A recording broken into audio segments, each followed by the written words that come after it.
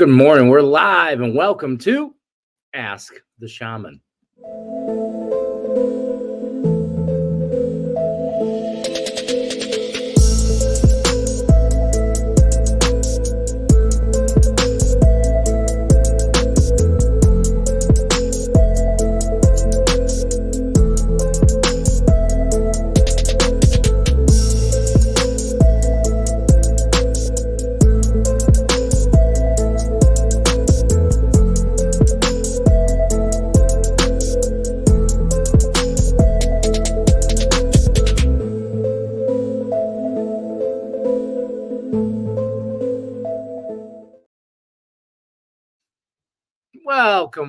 Welcome. Happy Tuesday. It's a new week, Tuesday, April 9th. Welcome. I'm your friendly neighborhood shaman, Anthony Golden Sunshine. I had a hard time waking up this morning. It was, I didn't really want to get out of bed. It's not that I was up late. It was just really comfortable this morning. It's been an excellent weekend. Sunday, we had a spirit guide communication and connection workshop, which was amazing. All right. I'm going to have another one soon. So anyone that's interested in learning more about how to connect with your spiritual guidance, that's what this is for. All of us have spiritual guidance. Few of us are actually connected to it in a way that's deeply beneficial for us to be able to use it for navigating our life journey or circumstances. It requires a little bit of teaching, and it requires a lot of dedicated practice to develop relationships with spirits. This is essentially what the role of the shaman is. As shamans, what we do is we create connections with spirit, and then we cultivate a relationship with our spirits. So as you cultivate this relationship, it becomes kind of like a neural network. You're learning how to connect with parts of you that you may not be familiar with. Very, very powerful work. It was a powerful, powerful experience. And then for yesterday to get up, enjoy a beautiful morning, and then head out in the afternoon for a solar eclipse. Wow, that was amazing. We can talk about that a little bit today if anybody has anything they want to share about. But other than that, I'm just open for questions. If you're just tuning in, hop on, say hello, tell us where you're watching from. It's always cool to see the vast spread of people that show up. Sometimes people show up from Africa and Japan and all different parts of the United States. We have friends all over the world, and I'm always happy to see you all. So feel free, jump on in. And also, it's always we're here to talk about life. Any kind of questions you may have about life. We'll see if we can find some answers to those. Maybe you feel stuck on your journey. Maybe you've had a really neat experience you'd like to share. Everything's open for that. And that's what this is for. This is like a forum for us as a growing spiritual community to be able to, express ourselves and communicate.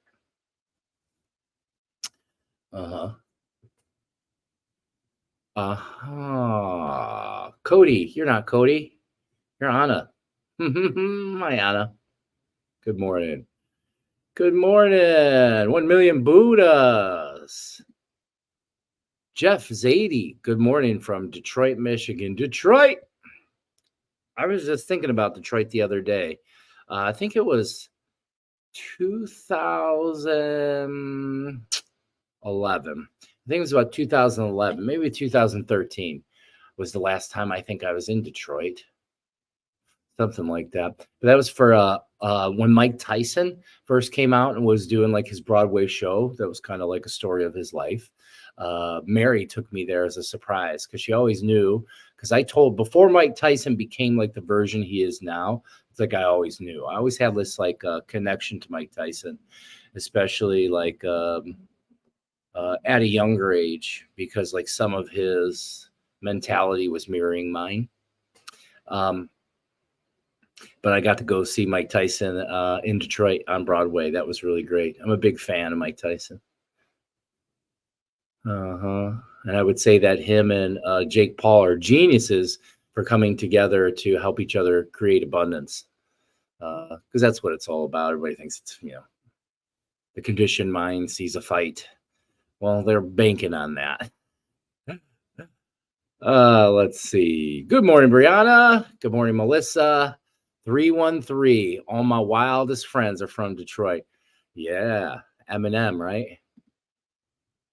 How was the eclipse? Oh my goodness. I wouldn't know where to begin, like how was it? How is it? It still lives within. So as kind of a cosmic being, a mystic, it's a lot more for me than just like the moon coming in front of the sun. A lot of that's kind of beyond explanation within human language. For me, it felt like a rebirth. I could feel and sense and see. And it was just me and Mary, me and her. What we did is we didn't have like a plan. We waited. I had some stuff to do in the morning, and so did she. And then around the time that the moon was becoming close to the sun, we just hopped in the car and we went to nearby, about 6 miles north of here. There's a park that I attend all the time. And if you look at my Facebook page, you'll see I was just there the other day. There's a really big tree. Her name's Matilda. She's an ancient oak tree, and she's very, very powerful. So if anybody knows anything about being a nature mystics love trees. And the reason being is because the tree represents a connection between what we call the three worlds. The lower world, which is lower vibrational frequency, the middle world, which is like mid vibration frequency, or what we perceive as reality, and the upper world, which for the most part, for most humans, is unseen. So it's the higher frequencies of consciousness, 3 layers of consciousness. Well, humans kind of have the same thing. We have our lower world, that's our emotional data, our ancestral data, the unresolved stuff, our shadow. And then you have the middle world, which is your normal day-to-day life. And then you have your upper world, which is your spiritualized self. Trees, we love trees, and that tree is amazing. So I love to do work with it. And anybody who's local, I usually bring them out there, and we do like a ceremony or something. I even take clients out into nature sometimes when it calls for healing, for tree healing. Trees can be deeply healing, especially if you're under the right guidance and with the right medicine person to help open up the energetic pathways to make connections with them. So yesterday we went to that forest and we just ended up walking. We had a park on a street outside of the park, and then we walked in and came into the park. It's a Cleveland Metro Park, Huntington Reservation in Bay Village, Ohio. Close to the lake as well. So it's all close to all my primary nature spirits that I began working with pre-shamanhood. Before shamanhood, I already was connecting in this forest with the nature spirits. I just didn't really understand what I was doing yet. But now we're really close friends. And then what we did is we found a nice place that Mary saw like 3 days earlier out with the dog. And it was a large log, that, like a down tree. And so I love to sit on down trees because they have story and history, and they're not really dead. They're very much alive. So we found this log. We sat down. We were inside this little forest, but not much. There's no leaves really growing yet, so you could see straight out clean into the sky. And we just sat there, and I opened up. I brought my Misha and my bell, and I was ringing the bell. I was calling in all the spirits, opening up all the spiritual space. And then we sat there and proceeded to have like one of the most amazing times, just being there together, being there in that moment, and like just watching what was happening in the sky and then how it was affecting all of the energy around us as slowly the temperature got cooler and the birds started to go quiet. And little by little, the sun was being covered by the moon. And then as it came together, and there's just a black hole with a silver circle, this bright white circle around it, I just began to cry. It brought just tears to my eyes. It was such a beautiful thing. And I could feel how the eclipse was happening, because the thing is, it's understanding nothing's separate from you. Everything is you. And in that moment, I was just so beautifully connected into feeling how that eclipse is happening in me. I could feel how it was One world is ending and another world is opening. So for me, and I'm sure for others on the planet, what's open for us is heaven. A higher frequency of consciousness now is open and available to us. And it became readily available to me in the moment. Now, there's going to be other people on the planet that like make joke, tongue in cheek, like, oh, nothing happened kind of thing. Well, a lot of that has to do with your perception. And this is something I said last week. For some people, the change is going to be powerful, vast, maybe even violent in some sort of way. And for others, it'll be like, okay, I don't know, these two celestial things pass each other in the sky, because they don't yet have the frequency awareness to feel the change. I can tell you, as a mystic, as someone who's very, very connected into the living energy that's around us, I'm fully aware that there's been a shift, a quantum shift, a new world that was born in that time, in that passing of these celestial bodies. Most people aren't going to notice it right away because, the human mind thinks there's supposed to be some vast thing that happens in the moment. But that's not really how it works. It's all projected. Time is illusory. We create these ideas of time. And then it takes me back to like scripture, when the Pharisees were asking Jesus about heaven and where this kingdom is. And he was saying to them, heaven will not come with signs to be perceived. So if you think that that's the thing, the ego mind thinks that it should perceive through these 5 trained senses what heaven is, but it isn't. It's a feeling. It's a state of being. It's a frequency of consciousness, okay? That's capable and open to all of us. This is our Christed self. It's open to all of us now, bigger than ever. So this kind of goes in alignment with everything I was just talking about in the beginning about learning how to connect with your spiritual guidance. There's different ways to look at that. I don't just call it spiritual guidance. I call it connection to your higher self as well, because as a mystic, I understand that nothing isn't me or you. We're all one thing. It's all one thing. So when you open yourself up to be able to connect into frequency or spirit or parts of your higher mind, you're going deeper into your being. You're knowing thyself.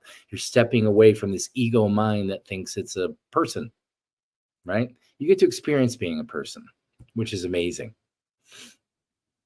But, that's kind of like it in a nutshell. For me, it was a deeply transformational experience. It brought such joy and tear to my eyes to be able to be in this time, to be incarnated here in this time for the work that we do. And it just made me extra grateful. I feel extra grateful just to be alive. Today, when I woke up in bed and I started doing my morning breath work, when I first wake up, it was the most wonderful feeling ever. It's like I can feel more. I can sense more. I can see more. Everything's opened up a bit. How about y'all? Does anybody else have anything that they've noticed a shift of any sort since the eclipse? I felt it from over here. Well, of course, because there is no over there. That's an illusion. Over here. All is one living energy. I got to see solar eclipse yesterday, and I had new moon solar eclipse sound bath. Cool. I felt the energy from moon solar eclipse energy yesterday. Well, I'm sure everybody did. We had 90% here or more, all but a sliver, but surprised what the sun put out despite being 15/16 covered. The birds quit quiet here as well for 5 to 10 minutes. Yeah, just while the eclipse was happening, because it got dark. So it's like it was a reset. I understand it. If anybody from the 80s, if you had a Nintendo, you know what it means to push that reset button, let it reset. That's how it felt. Felt like a reset and a blowout of the cartridge. I'm very aware and connected to the energy that it's the projection of this reality. And I can tell you that it's completely different, at least in my perception. Right? I'm one cell of many. And perception informs reality. Reality is happening how you see it. You don't see it as it is, you see it as you are. And what I can tell you is I am very happy and very grateful to be alive. So from that mindset, the world doesn't look at all like it used to for me. It's like heaven's here. It's like Jesus told you already. The kingdom of heaven is within. Thank you for sharing the pictures. Okay. Tanya Johnson Turner, I felt the same way. I actually felt lightheaded and had to sit down during. It was magical. Oh my gosh, yes. I mean, the feelings were amazing. Like I can't even begin to get into that. I felt like higher than I've ever felt before, without being on any external substances. Maybe a little caffeine. I had a little earlier. But yeah, Mary and I were just like just blissed out. It was just us in this woods, like because there was people off in the park and everything. And I think at first we were going to head off to be in that group, but as we walked through the woods, both of us had a really strong intuitive hit because we were walking through the woods out into the park to be in the group of people. And as we were walking through the woods, both of us got a strong intuitive hit to plant here, and we did. And it was so amazing because also what it was doing is firing within me deja vu. Deja vu is bleed throughs from other realities. That's my perception and understanding of it. Is it's why do you see these repetitive image and you're wondering what's going to happen next because you've already experienced it. And all experience is now. So it's an experience of another reality was coming through. So I could feel the layers of reality on top of each other. And then the shifting of the celestial bodies began to create a new luminous kind of projection. So welcome to a new world. The thing is it's not like the world's changed. The thing is that's what most people don't understand. Everybody wants to change the world, but they don't want to change themselves. But the world in which you perceive is directly happening within you. So if you don't change, nothing changes. So what I try to point out to everyone is, and it's hard to understand, is that things around you aren't changing, you're changing.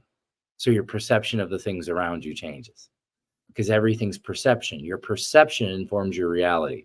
Your reality isn't outside of you, it's inside of you. Everything that you ever perceive or will perceive is an electrical current, an electrical vibration happening within what you're perceiving as a nervous system, your interface. So that's why it's really important for us to generate deep health within our interface. Like it's the main, we look over that in a big way. We overlook just how important neural health, nervous system health is, because that is how you perceive, understand, and experience anything you are calling reality, which isn't reality at all. I love it. Let's see. Oh, I missed some up here. Jilly! I too felt way more connected during my morning practice. Yeah, it's like, I don't know. It's like I just don't have, and then this is weird, right? Because Anthony always has something to say. I just don't have enough words. I just don't have the proper directory of communication in which to share or project the experience itself. And I would assume that for everyone, the experience is a little bit different, you know?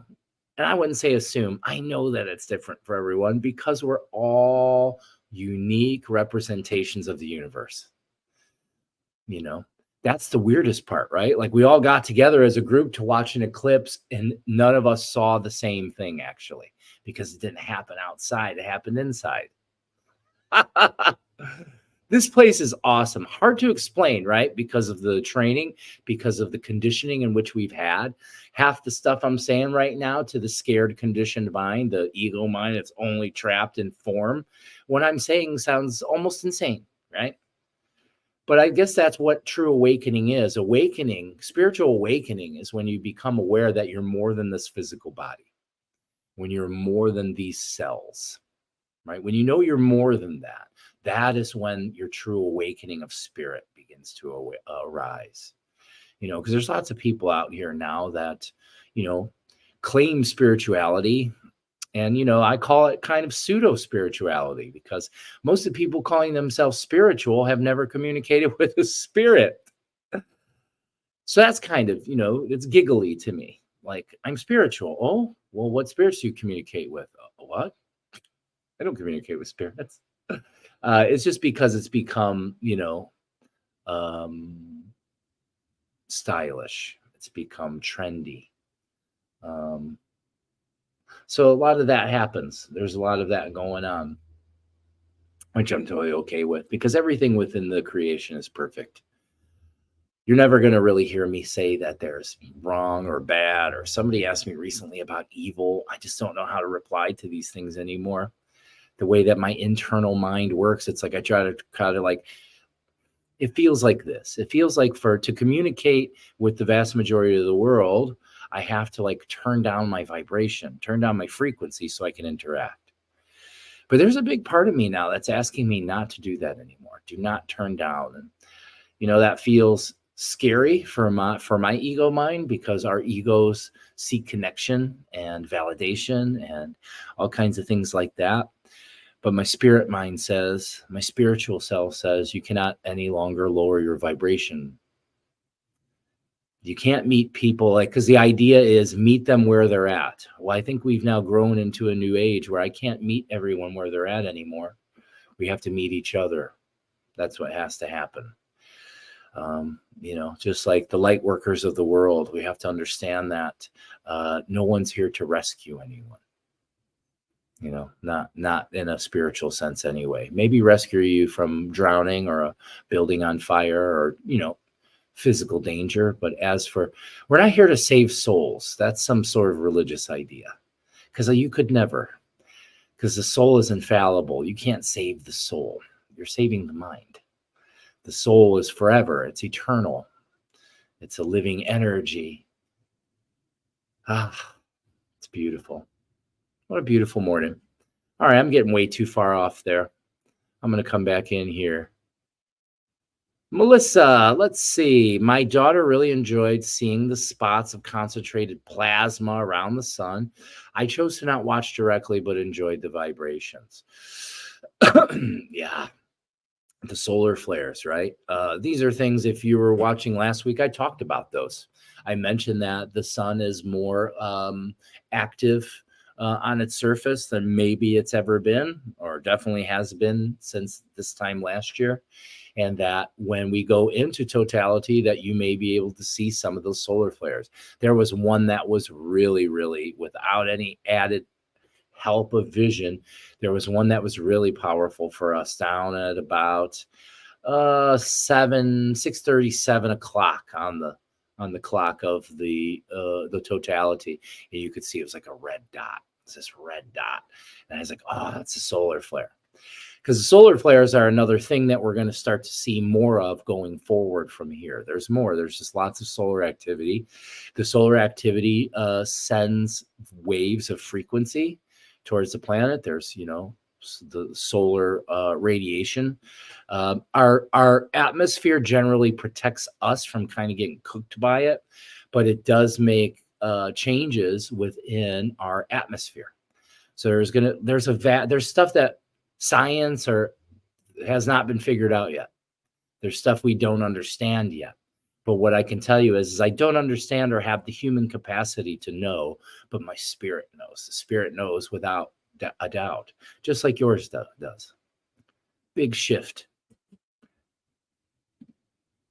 Mary says, Frankie and I just got to the same woods that we spent the eclipse in, and I was overwhelmed with gratitude and tears, because it's wonderful. It was wonderful. Thank you so much, Mary, for just being you. I love you. Melissa Swiger, yes. All right.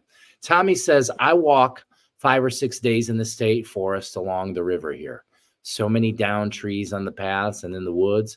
A little scary to walk out there when it's rainy and windy. New ones down regularly. Yep. That's the recycling of nature. The trees go down. The fungi eat them, break them down into their constituents, and then bring that nutrition into the soil. The fungi, the mycelium, is the nervous system of the earth, of the forest. Yeah. Let's see. Bunch popped up there. Let's go back. There are simply no words for what we experienced yesterday. I was kind of saying the same thing. I'm trying to paint this picture, but it's like I keep getting trapped where I just don't have words. So I've done my best. I know that I'm a pretty decent communicator, and I'm really good at explaining things that are kind of unexplainable, but this is just one of those things I just don't have enough. I will be walking in the woods soon as well, Mary, as will I. Yes, Mary.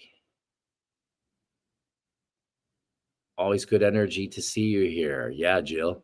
And Jill, just in time, we had our that workshop the other day. I had like 17 new guides. 2, 3, 4, 5, 6, 7, 17 new guides show up in my reality since Sunday. Sunday? Yeah, Sunday. So Sunday, the rest of the night, Sunday, I had lots of really neat interactions with new spirits coming to me, introducing themselves. And then Monday, and then being out there in the woods, the life of the forest was there. It was in just of everything. The life of everything was there communicating. Hi, Queenie. Melissa says, when I was in my energy space before sleep the past few nights, many more voices were coming through. Thinking it was the eclipse energy. Well, yeah, it's transfer. I was just talking about that. Yeah, there's a lot more spirits have shown up. For me, it's a lot more than voices. I'm fully aware and connect with living energy that's around me. So I could feel and sense and communicate with these new spirit beings that are here. These spirits and the eclipse and everything else is not separate from us. It's all one thing. It's all one living energy. The eclipse happened inside you, not outside you. Hard to handle because the mind always tries to externalize. The ego mind creates separation. The deeper parts of you know that there is no separation. Separation is an illusion of the fallen ego mind. Yeah. Morning, Tom and Tony. Tom and Tony. The Tom and Tony show. I experienced a shift. Now integration and remembering myself, which is everything and nothing. Remembering is key for me, for all of us. That's what we're here to do, Sister Jill, is to experience. And as we experience, we go into the great remembering. You know, this doesn't mean that we remember everything and we know everything. That's not possible from this standpoint. The human body is limited in what it can know and understand. But what is not limited is your spiritual self, your spiritual mind. It's without limitation and has the complete ability to remember all experiences, past, present, and future, because all time is now. Yes. We saw the solar flares and the aura around the sun as well. Mm-hmm. Yeah, there was a I don't have it. There was a high def picture that showed up last night that I saw, and it was showing, because I see energy lines on everything, so I can see when I look in the sun at the sky at the sun, it looks like to my human eyes just light blaring, and then I tie in my spiritual vision, I can see the spirit of Inti, and then there's like lines that come off in all directions, and it connects and creates life. It feeds life into everything we understand as life. Like the sun is the father of life on the planet. The earth is the mother of life on this planet. The sun impregnates the earth with its rays, its cosmic life force and radiation. The earth responds with growth, right? Venus showed up on the horizon as well as during the eclipse, or some planet. Hi, Lulu. Good morning. A little sad this morning. Woke up this morning to my tree broken in half from the strong wind last night. He was one of my favorites. I'm sure you're going to miss him, you know. But that just means that a new tree is coming into your reality. I was just talking about trees, weren't I? Yeah, I was. I'm always thinking about trees. They're always in my mind. I just even the trees in my yard, the back. I don't have like a super huge yard, but I have a pretty big yard for the area. And like the back, like 100 feet maybe of the yard, when we got here in 2018, well, it was actually I think it was 2019. 2019, I noticed little trees were starting to grow up in the grass. I was like, what happens if I stop cutting the grass? I was like, First, I had to look to see if that was legal, because I didn't want to get in trouble with the city for like having some overgrown, because it looks all overgrown and weird at first. Like, what's going on? This guy's not taking care of anything. But now I got like 8-foot tall trees already, some of them taller. So I have this whole little forest. And as a Paqo, as a nature mystic, I can connect to the living energy of trees quite easily and their root systems and feel them. The trees love us. They're like symbols of what's growing within me and growing within you. So I'm sorry, Lulu, that your friend had to return to the great mystery, but this will open you up to something new. Everything happens for a reason. Everything cycles. So I send love to you, and love to your tree being.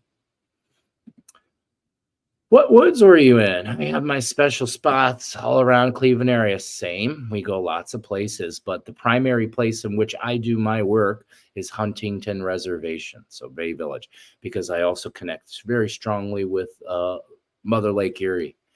In our tradition, she's called a Suya Nusta. Suya Nusta means like global feminine energy. So she's like a global form of light. Deeper than that, she's also my divine feminine birth spirit. That takes a lot to explain, but just like a quick little general idea of that. So essentially, the understanding is that pre-incarnation, we choose all this. So we have to choose our parents and all those things. And from our spiritual standpoint, we need to essentially employ or use the spiritual power of the things in this idea of physical space. And the things that have the most power are like natural forces. So like think about the Great Lakes. They're the largest body of fresh water in the world. Okay. So they're amazing. They're melted glaciers. Is what they are.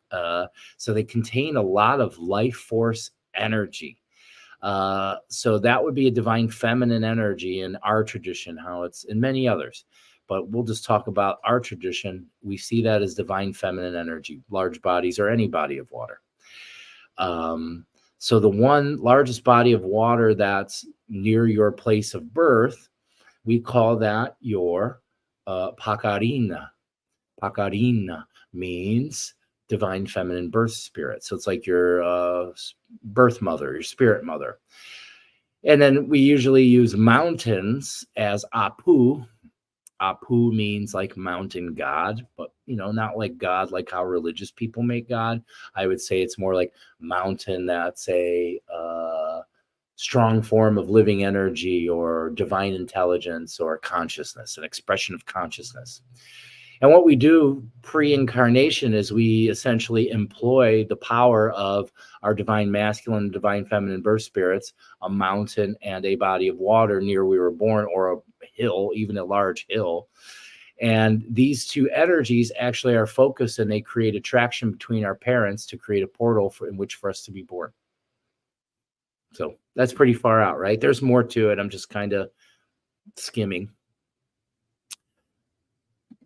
The state leaves them down to reclaim the area that was cleared a couple hundred years ago. Well, that's good, because it turns into food for the forest. Everything eats itself. Everything is constantly rotating and evolving.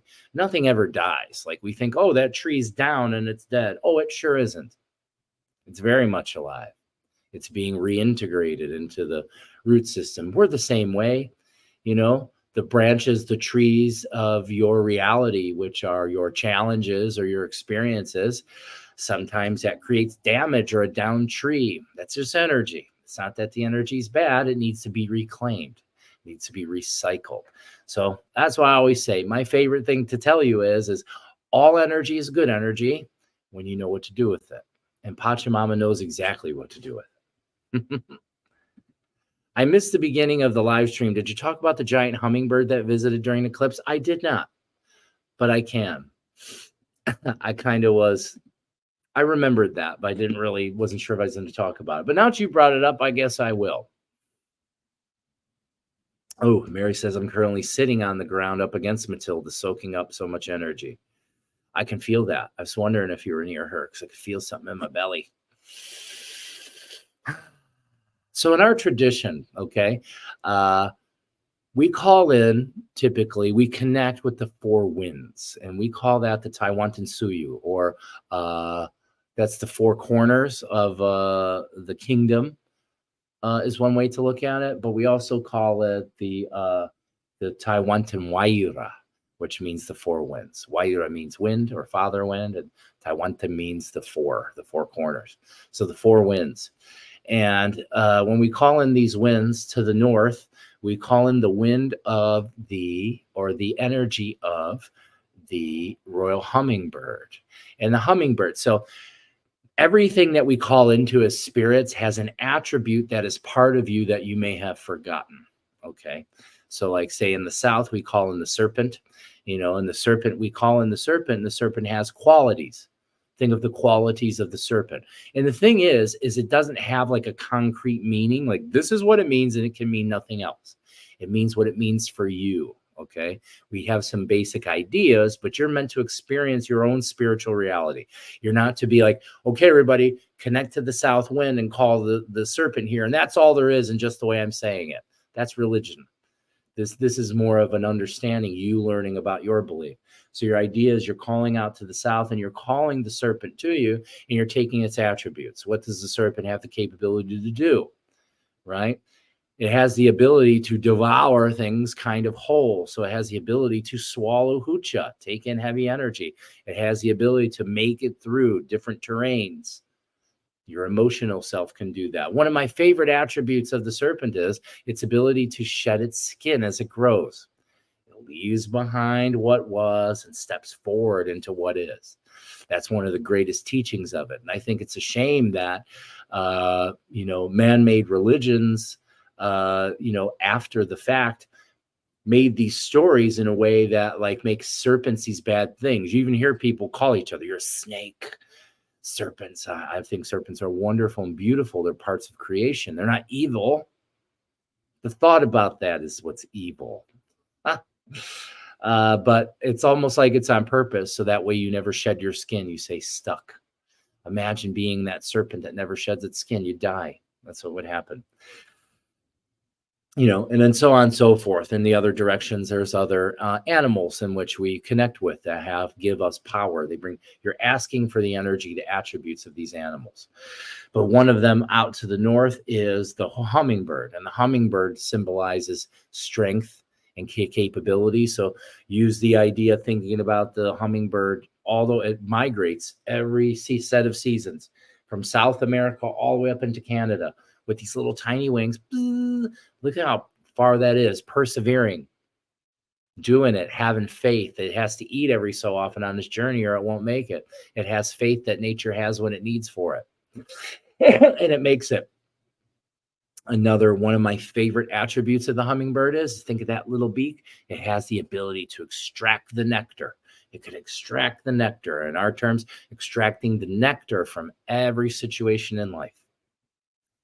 Every life is some sort of situation, something for you to observe and learn through. Often there's challenges. Some of it hurts. It's supposed to. If your life is painful sometimes, it doesn't mean anything's wrong with your life. That means you're just going through the stuff. What we're meant to do is learn how to handle the stress, the pain, the frustration that may arise. Okay. Those are all just parts of our unconscious self. We're resisting and fighting all the time instead of going with the flow of the universe. Be in flow with the universe.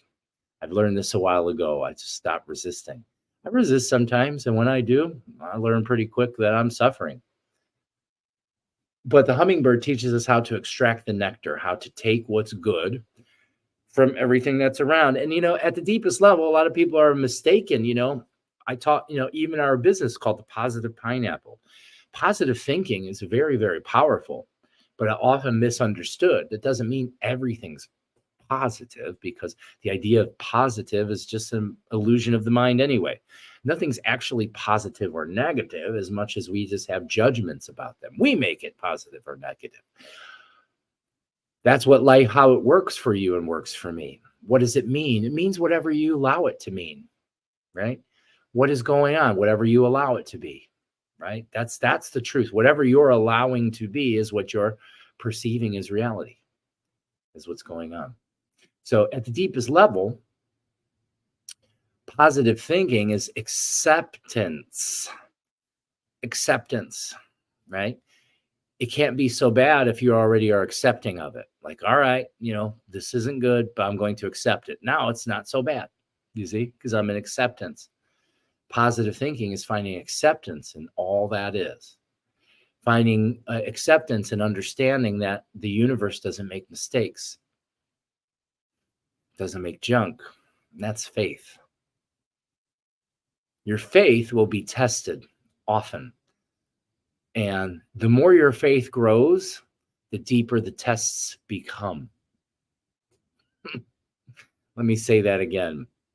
The greater and deeper your faith becomes, the more in depth the tests become, for your faith will need to be tested. As your faith grows, it doesn't matter what test arises, you will have what it takes to go with it, to go beyond it. How amazing. That felt all good inside of me. But this hummingbird was giant. So I didn't finish. So in our tradition, seeing the hummingbird is a great, great blessing. It's signs of opening into a higher dimension of consciousness, and especially if it comes to drink from your head. And very much that's what it was doing, because we were rooted in the little forest. We were connected with all the trees around us. The trees rose up to the sky, and that hummingbird was up there doing something in the trees, drinking. A beautiful sign, a beautiful blessing of our tradition. It aligns a lot with some Inca prophecies and things of what's to come and what's happening. The great remembering, the consciousness rise of humans. Yeah. Let's see. I'm currently sitting on the ground, resting up against Matilda, soaking up so much energy. I already said that. Benjamin, hi, how are you, brother? I tried to contact you. You know what, Benjamin? I got word of your email, and I think somebody's going to send you a response today. I think today. So I'm not going to talk about what we're talking about here, but yeah, you're on the radar, Benjamin.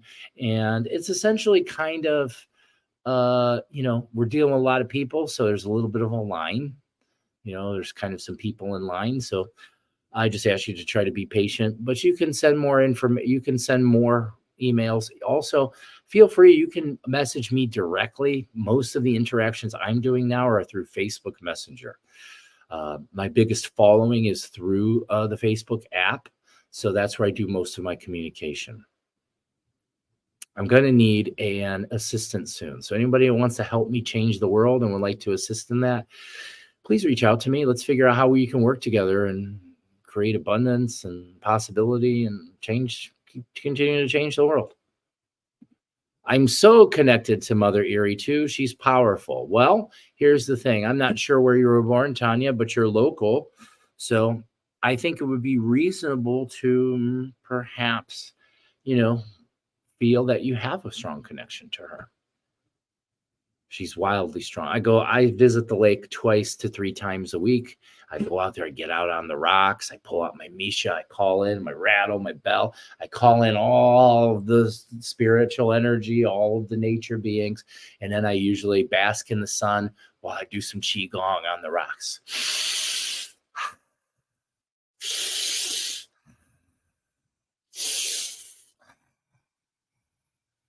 Oh, love it.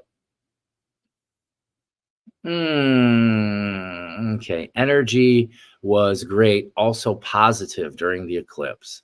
I think it was all sorts of beautiful energy.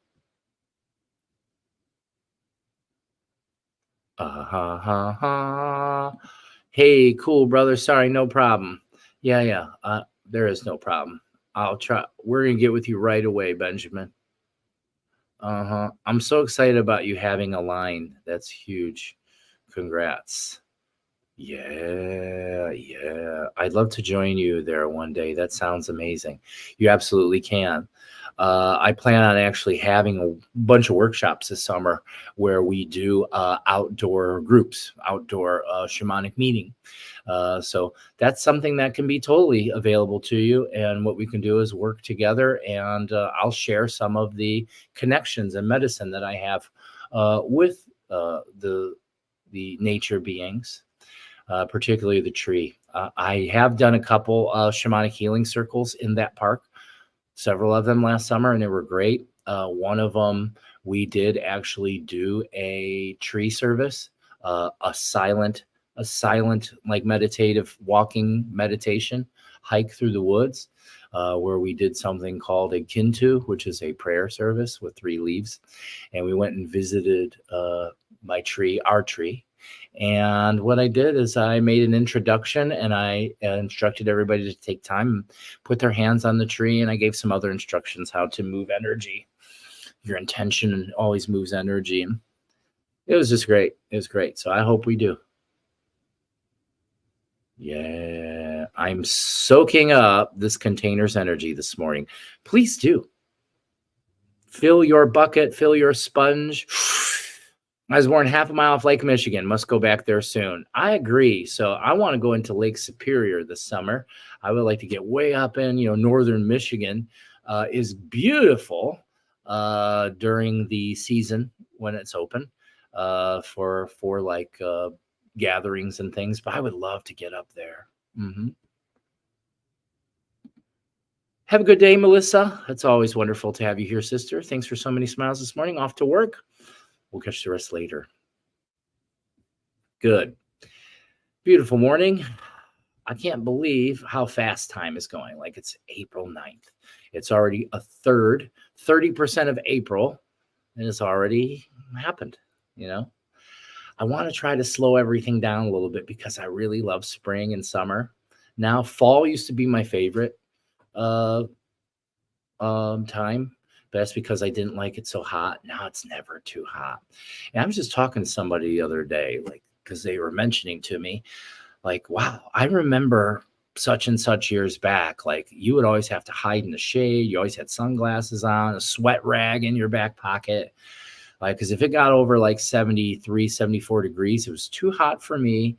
And I really didn't enjoy myself. I didn't want to be outside. The sun just would give me a headache. I would always have to wear, like, I always had sunglasses. And now they're just collecting dust on the dashboard of my van. Never do I wear them anymore. Since right around 2020, COVID time, is when things started to open more for me and for many others. And what happened is I no longer have any resistance to the sun at all. Because when you think about it, like, sunglasses are highly unnatural. Like, what did our ancestors do? They developed. That's what happened. They developed the capacity to be able to handle the sun. I have no problem handling the sun. A lot of that also has to do with the training of the nervous system. The nervous system can't handle temperature extremes unless you put it in temperature extremes. And anybody that knows me knows I've been training in temperature extremes for the last 5 years, and it has definitely vastly improved my climate resistance. I can handle any climate. And then even when it's really hot, like, we were walking, Mary and my daughter and myself, we were on a hiking trip in Sedona, Arizona, where we were hiking across a mountainous area in the desert. It was hot. It was real hot. But I learned how to use my breath. Okay. So next time you're feeling really hot, try to extend your breath.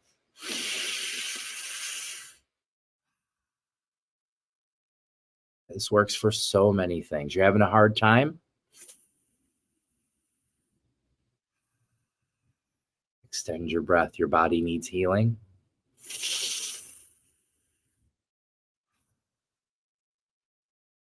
If you're anxious,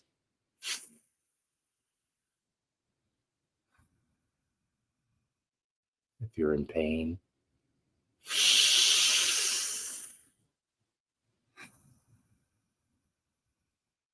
if you're heartbroken,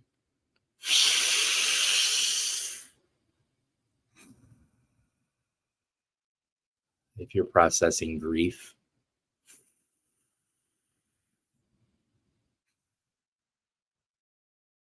if you're bored,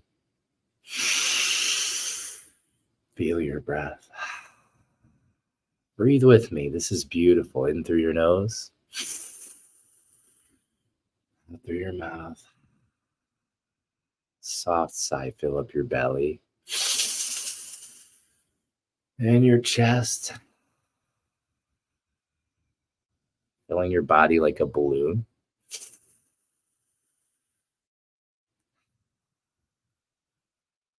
Expand your diaphragm.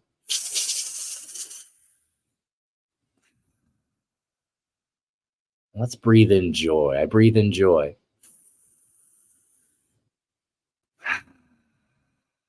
I release all else. I breathe in life.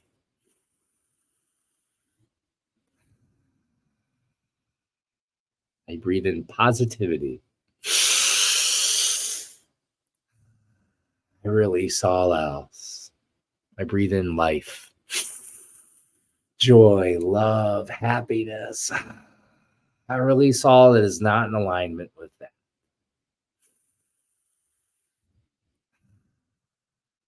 Keep breathing with me, feeling tingly.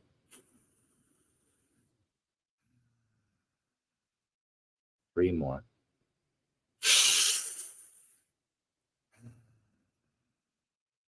Two more.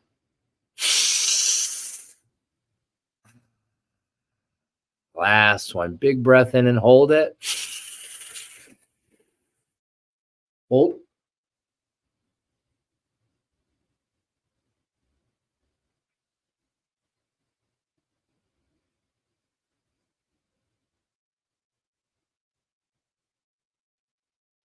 And release. Ooh. Ooh. Such an amazingly pleasant experience. You oxygenate your body nice and slow. You use your intention to bring in the energy of the things that are important to you, that you love, and exhale from you, softly letting go of what is not in alignment. Your breath can be such a powerful energy healing experience if you allow it to be. If you allow it to be in the allowance. I allow and I ask for and I open myself for my breath to be the loving spirit and energy and source of healing that my body needs. And it is. And so it is. The breath is just an amazing tool. Breathe with me. Feel this. Let the breath come in.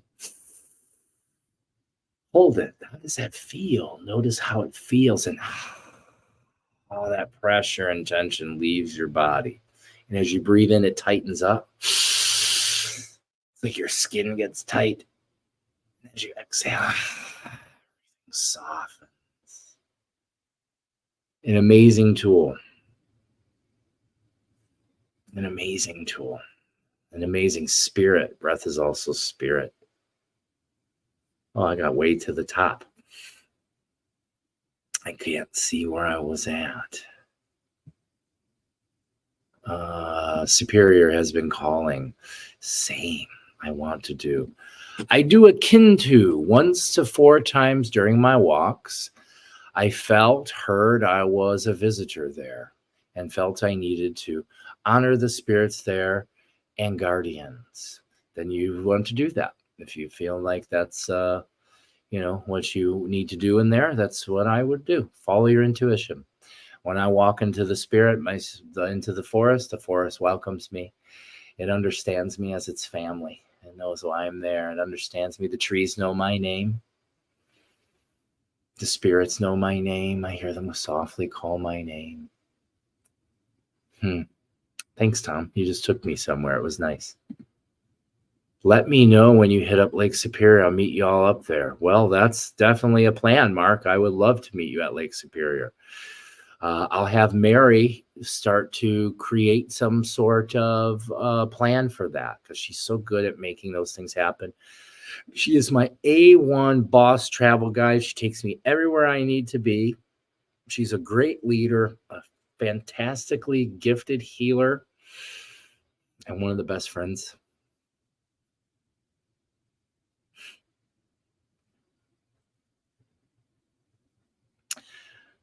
One of the best friends anyone could ever have.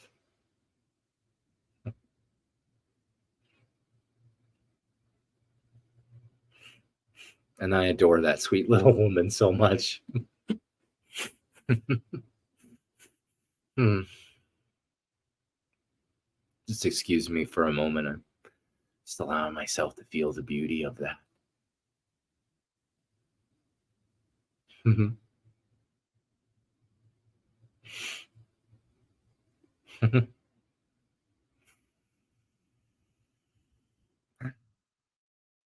It's a beautiful life, my friends. I grew up along Lake Michigan, but Lake Superior has a whole different type of energy. Excuse me. Vegas nerd. Once 20 years ago. I've yet to be there. Hi, Angelica. Good morning. Grand Rising.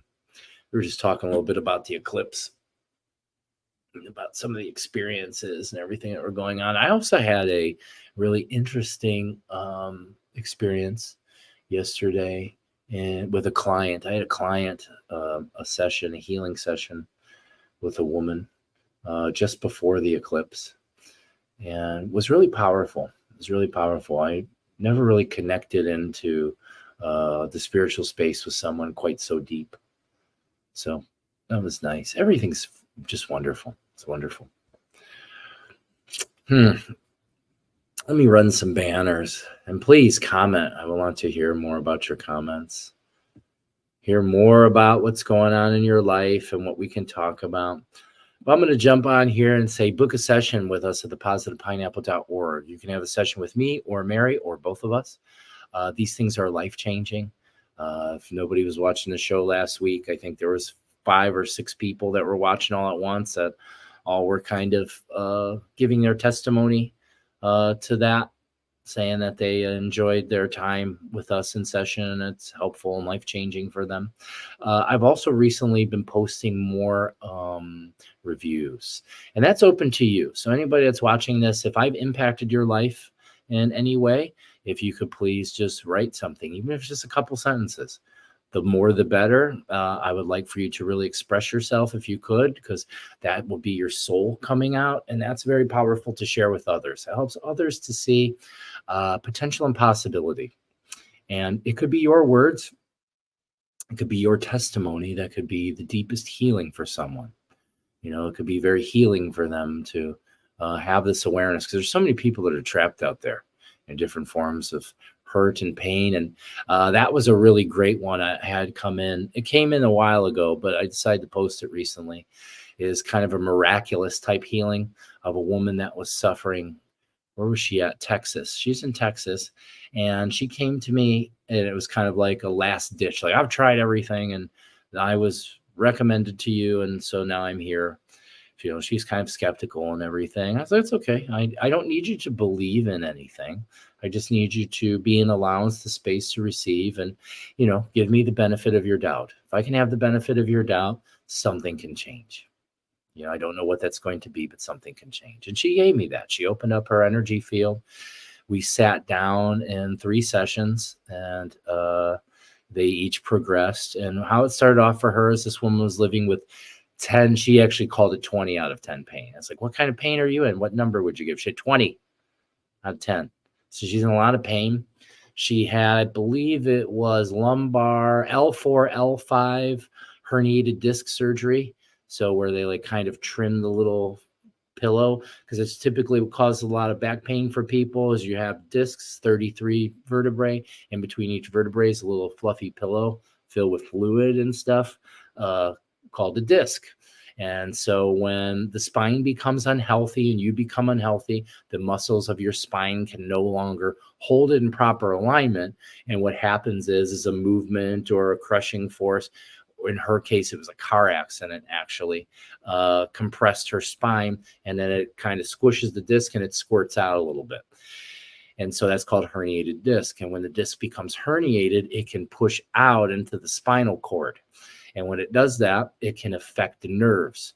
So for a lot of people, this is like where sciatica and things begin, is somewhere in the vertical column, there's a pinch, and then it causes like a downstream kind of effect. So it started for her. She started to have like pain in her toes and her left foot. And then that moved up into her, pretty much she was in like consistent pain from this nerve pinch. She ended up going to the hospital. They did the pictures. They saw the herniated disc. She tried some physical therapy for a while, but the pain was just too intense. So she ended up having surgery. They did the surgery. She recovered from the surgery, but the pain didn't stop. Okay. And the reason being, it's not because anymore that the disc is pushing on the nerves. What happens is from the nerves pushing, or from the disc pushing on the nerves, it created kind of a dent. They could see kind of a dent in the nerve. And so the nerve is like a kinked hose, is kind of what it looked like. And so that's how I was picking up the frequency of her energy, because that's how like all illness shows up to me, as impedance, like a kink in a water hose. And if we can kind of unkink the hose, flow starts to happen again.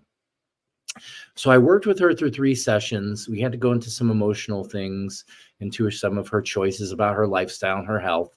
And she did 1 a month for 3 months. And at the third one, at the end of the third one, she was pain-free. 20 out of 10 pain-free. Doctors, medications, nothing could help this woman except for her faith and my guidance to help her remember her faith. Right? So people get confused. They think the kinds of healings I do are like magic, or they're not. It's energy, which is physics to some point. I would explain it as, I mean, if you can't understand energy or understand like everything's frequency, then it's going to be magic for you. If you rely on just the primary 5 senses for your knowing of this life. But there's far more. There's far, far more. So anyways, I want to invite you to go on the Facebook page, on my Facebook page, and scroll down and find that review. It's just touching. She said such wonderful things. She commended me in a wonderful way. And it brought tears to my eyes. I could just feel through this woman's message, you can feel her relief. You can feel her release. And that's the greatest thing. It's not about taking away the pain. It's about helping someone reclaim their life.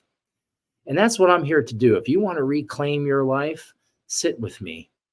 Just sit with me. That's all I'm asking you to do. You got nothing to lose, a couple bucks. I don't charge tons of money for what I do.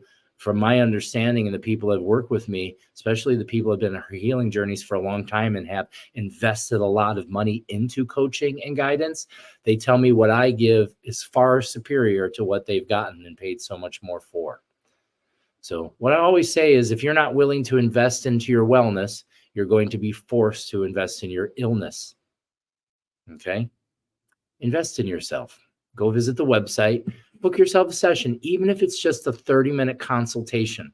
That in itself can change your life. Okay? Help support our mission of healing. If you like what we're doing and you want to help us reach more, we just need your help. I just need you to send a couple dollars or a couple $1 million if you can, because with that, what I'll do, I'm not going to do Joel Osteen. I'm not going to buy myself a mansion. I'm not going to buy myself a yacht. I'm not going to buy myself 2 sharp of suits. Those aren't things that interest me. Material is not something I'm in love with anymore. That's something that the old versions of me would love. And that's why I worked so hard and did what I did to try to create that. But as I tried to create that, I realized that just doesn't matter. For me, I just want to create a more beautiful world. I would rather us bring all of our money together. If I could bring everybody, billionaires of the world, everybody, bring all of our money together and use that to create. Let's use it to create the world we want, not the world that's being stuffed up our butts. Let's create the world we want. And how does that begin? It begins right here. And that's about Aini. Because every time you give, and there's lots of you that make beautiful donations to us, and I love you all so much. I'm so grateful for your help, and I'm so grateful for your support, because it goes so far. We're helping more and more people every day. Me and Mary just sit there and it's about to happen. Just open into tears, because we're so just amazed at how far we've gotten. And we never planned that. It wasn't a plan. We didn't have a plan to do that. Now I have more of a plan. I have an idea of where I want to go. I want to create. I want to visit places all over the United States first and start to help people generate and create communities of awake, loving people, healing colonies, people of medicine people. I want to bring the medicine people of the world together because this is our time. It's our time, medicine people of the world, to awaken, rise, and come together. We no longer want to compete with each other. We want to come together and unify our energy. That's going to require us to create abundance so that way we can do it.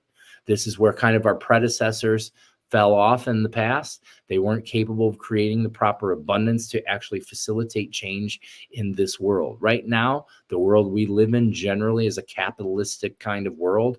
It's a monetary world. This is not the world that I want to live in the long run. I would like for us to have a gift economy where everybody's abundant. Nobody should starve. Nobody should be sad or without, especially basic human needs. I mean, that blows my mind that we have billionaires, multiple billionaires on the planet that have the funds and the means to change the entire world, but they're not. Part of that is because the governments and things in control won't allow that, probably. So that's why we have to come together as a race of loving human beings and begin to work together.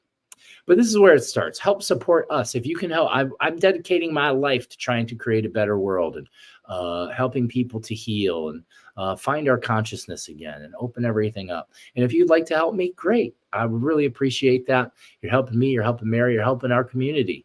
Help our community to grow.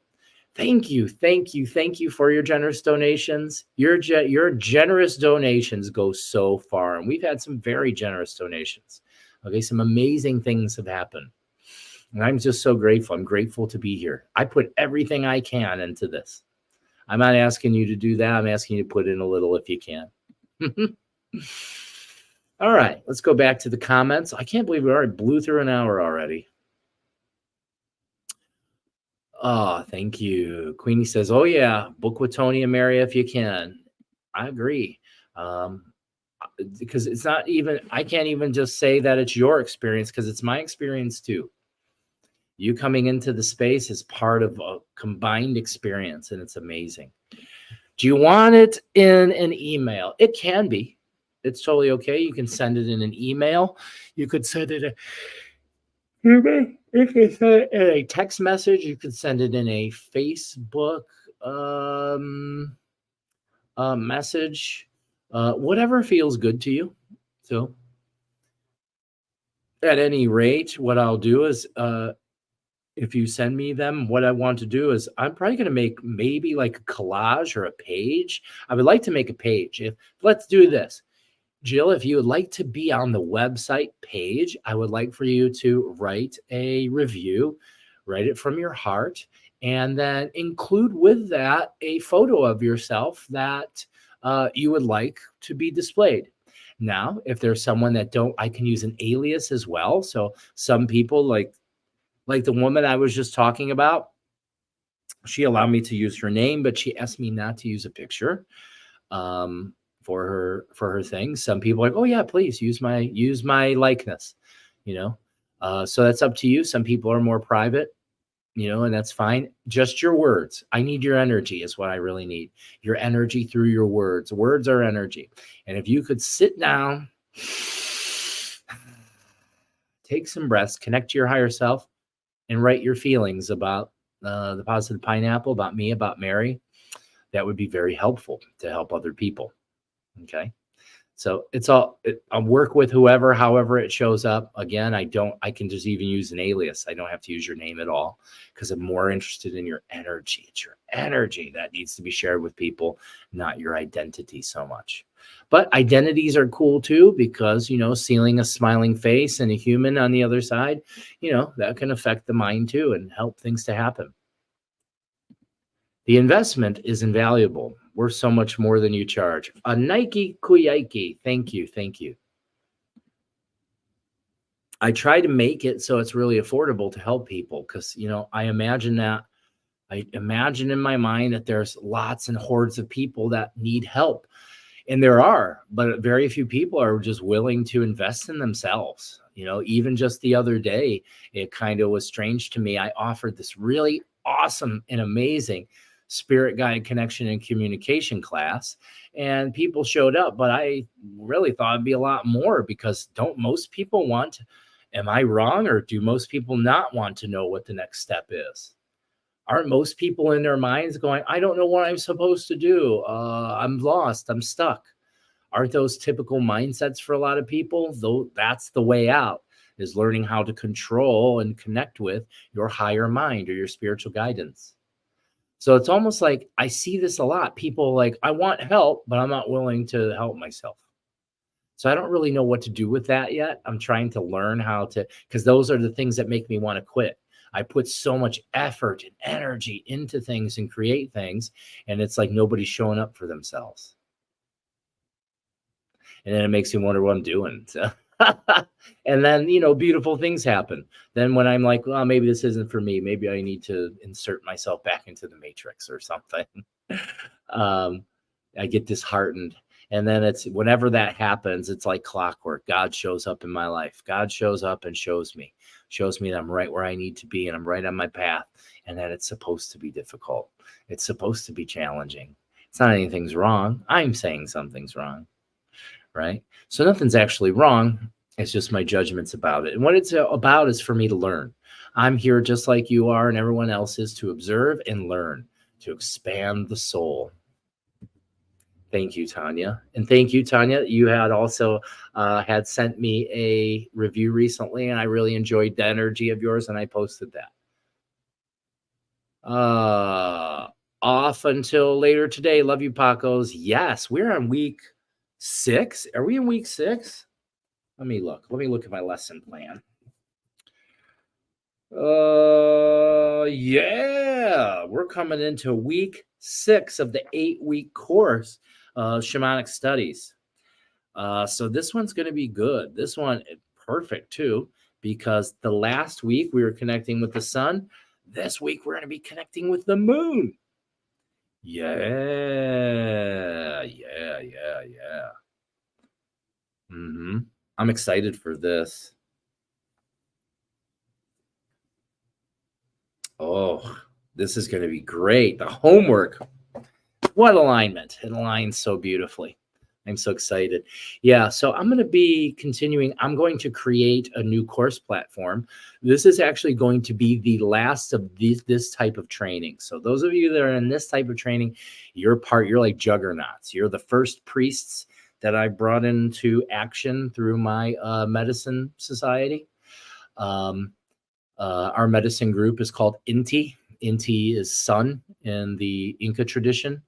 And then it also is an acronym, INTI. It stands for Intuitive Nature Therapies and Integrations.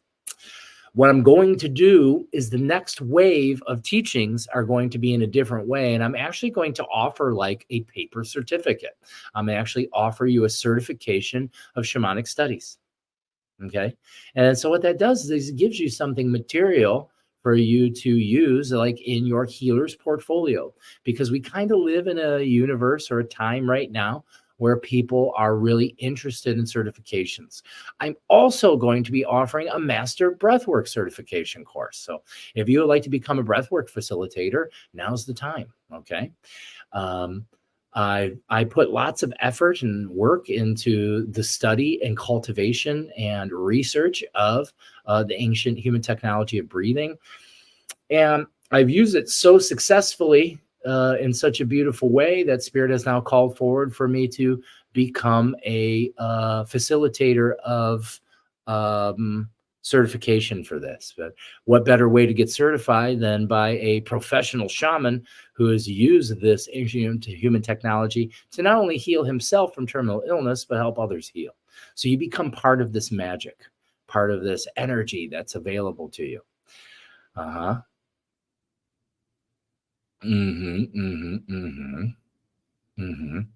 So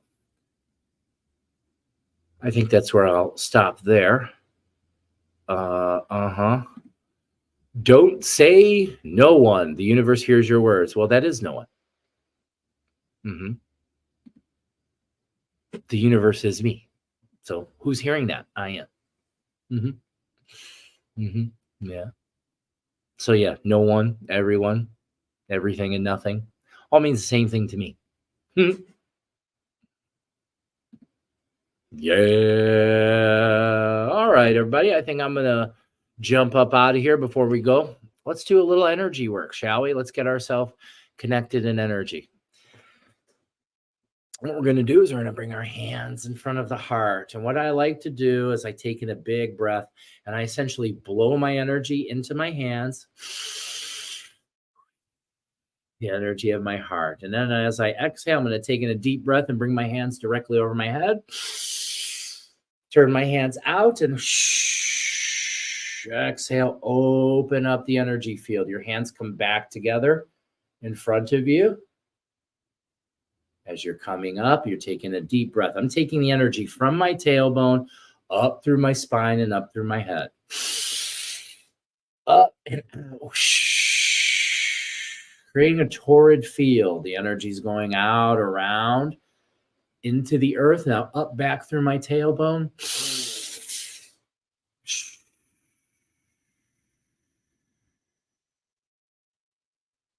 Continue. Feel your energy.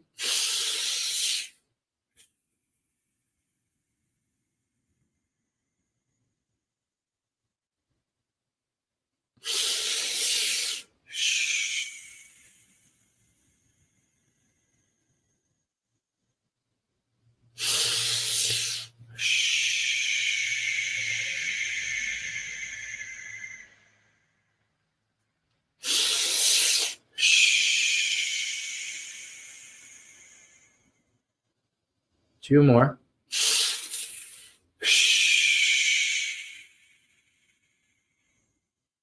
One more. Open. Your palms are open. You can hold them up. Let them rest in your lap. And then what we're doing is we're just going to invite here all of the spirits and energies in which we work with. I invite here all spirits and energies of the cosmos, of nature, of the earth and beyond. Bring your divine wisdom and light here. I'm open and ready to receive.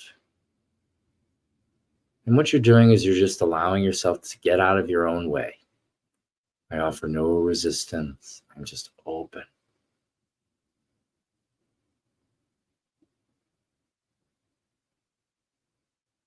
You may become aware of tingling and vibration in your hands. That's good. Take that vibration up your fingers, up your palms, up your wrists. Take it up your arms. Draw it up your arms all the way up to your heart. And we're going to connect inward with your breath. You're going to breathe in through your hands into your heart. Hold that energy in your golden heart. Let it start a fire. And as you exhale, send out smoke. Whoosh! Smoke comes out, billows out through your hands. Breathe in light.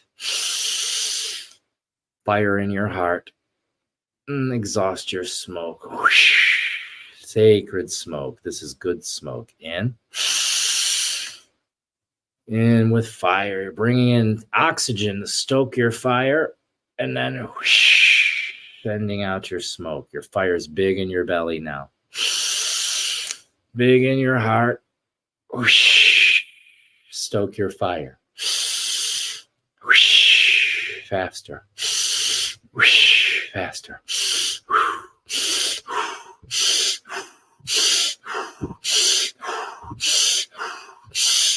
Your breath is circular, in through your nose, out through your mouth. No pause in between inhale or exhale. Feel the vibration.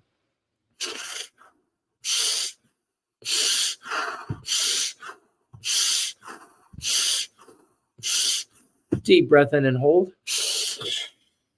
Hold in all that energy and light. The fire spreads through your body, burning away anything you no longer need, turning it into smoke, and billow out your smoke. Very good. Giving thanks and gratitude, shifting into gratitude. Thank you, thank you, thank you to all the amazing light and spiritual energy that is coming to this space. Thank you for the sacred fire for coming upon me. for helping us all burn away what no longer needs to be here, allowing us to be filled with the sacred power and energy of the sun, of the fire, of the light. We are so grateful. Nike kuyaiki arpichai sonkochai munaiche sorpaiki.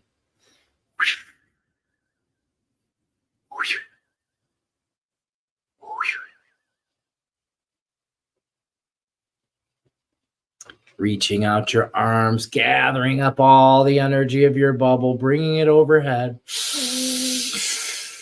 Big ball of energy. And as you exhale, bring it down through your column, down through your body. It illuminates your spine all the way to the tailbone. And we're going to go again. We're going to draw all the energy up from the earth, all around you, into the heavens.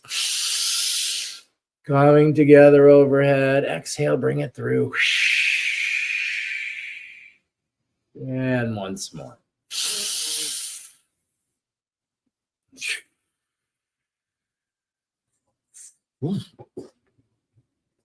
A Nike kuyaki arpichai. Thank you. I love you, a dove. Sonkra, a dove from my heart. Wow, that was powerful. Thank you all so much for joining in that little exercise. Let's go. I'm ready for breath work. Let's go. Yeah, let's go. Exactly. My name's Zach Lee, and I'm Zach Lee like I'm supposed to be. Isn't that funny? I know, dad jokes, right? All right, everybody have a beautiful, beautiful day, beautiful week. I'll be back on Thursday. Check us out tomorrow, Wednesday night, 6 p.m. Don Zane Kerfman, along with myself, will be on for another episode of Soar. Come soar with us. Fly high. I have no idea what we'll be exploring that day. We both kind of like to go in organically. I may or may not have some point of discussion to talk about, but we rarely stick to those things. Zane and I, we like to let the channel kind of go, let it kind of run through us. And we both are wonderful, great wealths of knowledge and channel to bring in from higher self and higher source. So we'll be here to share with you. So come soar with us tomorrow, 6 p.m. I'll be back again on Thursday. Keep your eyes peeled for our events. Check us out on positivepineapple.org. Check us out on Eventbrite. And feel free to reach out to me if anybody has any questions, comments, or concerns. Yes, very first time I felt rings around me so quickly. It's because you've never been here before. You're stronger than ever, Lulu. You're stronger than ever. We're all stronger than ever. And I give you that love and I give you that strength. And may you go out into the world and spread that love, spread that light, spread that joy. Be a friend to everyone. Not just yourself, not just your family. Be friendly to everyone. Be loving to everyone. See what that does for you. Strike up a conversation with a stranger today. Ask them how their day is. Ask them. I like sometimes I might even be uncomfortable. Ask somebody like, "Hi, how are you? Do you mind if we have a conversation?" And it's funny how people aren't used to being asked that and how they, yeah, like they'll answer in the form of a question, like, yeah, and then you just sit there and start talking to them. You know, talk about something you see or understand, or ask them about their day. You know, I love to hear people tell me about things. So it's wonderful. I love you all so much. Have a beautiful day, and I'll be back soon. Love, peace, and chicken grease. Bye-bye, everybody.